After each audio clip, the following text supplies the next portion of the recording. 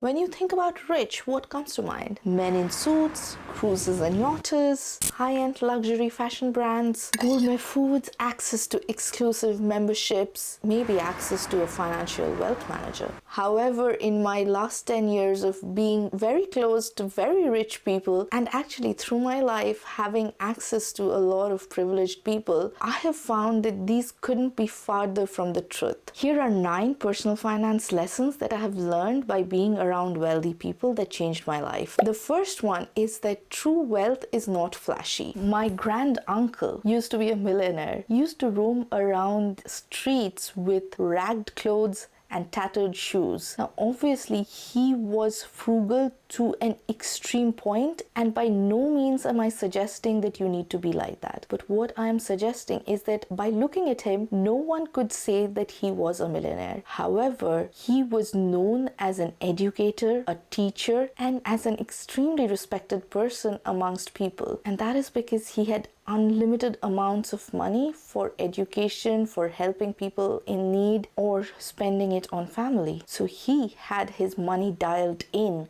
Rather than spending on flashy things to impress peers, he chose to spend his money on things that he cared about. And that is true wealth. The second one is keep your life simple and get the foundations right. But before I go there, let me tell you a story. My dad spends an incredible amount of time shopping. However, he has only 5 sets of shirts and trousers, and this includes what he wears at home, as in his pajamas. And it is so embarrassing sometimes to take him to a high-end event because he simply doesn't have the clothes for that. Again, I'm not suggesting that you be like my dad, but what my dad does is he keeps his life simple and he gets the foundations right. When you get the foundations right, you don't have to spend an enormous amount of money, but also time and energy in upkeep, maintenance and repair. The more you complicate your life, the more money, time and energy that you will have to spend on it. And to be honest, if you don't get your foundations right,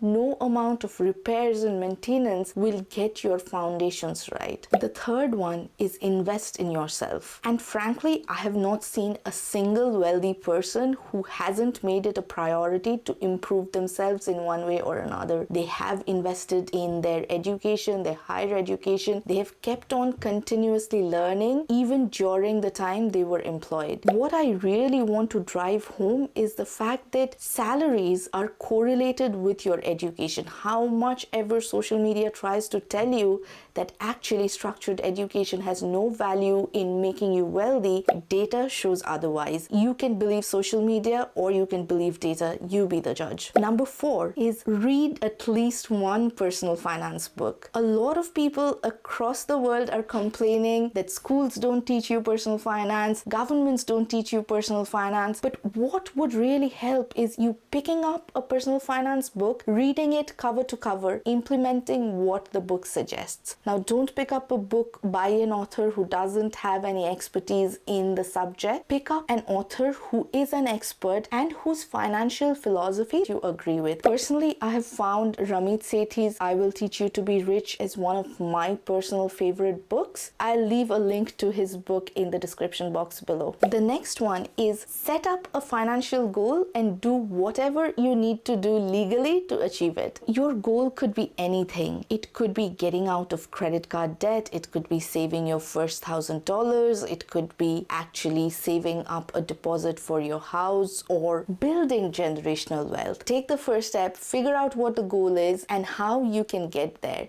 For example, if you want to build generational wealth, maybe where you start is putting aside money for your children's education fund. If you want to pay off your credit card debt, maybe start with automating your finances. If your goal is to buy your first house, maybe start with building a deposit pot. And if you are struggling to save up for a deposit while renting, consider moving in with friends or family to help you build up that deposit. The next one is to reward yourself. And I'll be honest, I was really bad at rewarding myself. I used to set up goals, I used to achieve them, I'd never celebrated, I moved on to the next one. Now, this causes two problems. The first one is burnout. When you are putting your body through stress, you are getting an adrenaline spike. Your adrenaline spike only resets when you have a dopamine and a serotonin hit, which is what you get when you celebrate. So celebrating and rewarding yourself actually helps you prevent burnout. There's another thing to reward. You are really training your brain and your body to go through periods of stress so that there's a reward at the end of the day. And if your body doesn't see it, the next time you are putting your body through that amount of stress, it'll only do half-hearted work, which means that you achieving your goals might not be as attainable as before. And this keeps slipping and slipping till you start actually rewarding and reinforce the process. And rewarding yourself doesn't have to be this exotic trip or an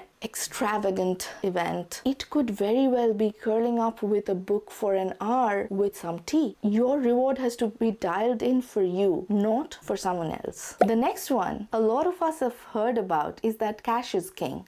I will take this one step further and say not cash, but cash flow is king. Equity is queen. Let me explain. There are a lot of broke millionaires, which means that there are people who own a lot of real estate, but they don't have cash flow, so they can't pay their bills. Now consider this person. When they face, for example, a medical emergency, where will they get the cash flow from? You can't pay the hospital with equity or real estate. You need cash flow. Cash flow has to be the king. However, to build true wealth through the generations, you definitely need equity, and you need to build your wealth and portfolio in a way that you address both cash flow and equity. But if your back was against the wall, I personally would choose cash flow over equity, at least to cover my emergency expenses. Number 8, money buys freedom. A lot of us get confused about this term called freedom, and I can go on a completely different philosophical tangent about freedom. However, I think what most of us mean when we talk about freedom is time freedom. We want to do what we want to do when we want to do it. And if that's the goal, money is one of the best tools out there to buy back time. Imagine you can buy 2 hours of your day back by hiring a cleaner or a chef or a gardener. Money is an excellent tool to do all of that. However, when people start pursuing financial freedom, they get really confused about the goal that they are trying to achieve, and they end up pursuing financial freedom for all of the wrong reasons. If you are someone who is considering pursuing financial freedom, go check out this video about whether financial freedom is worth pursuing. And the next one,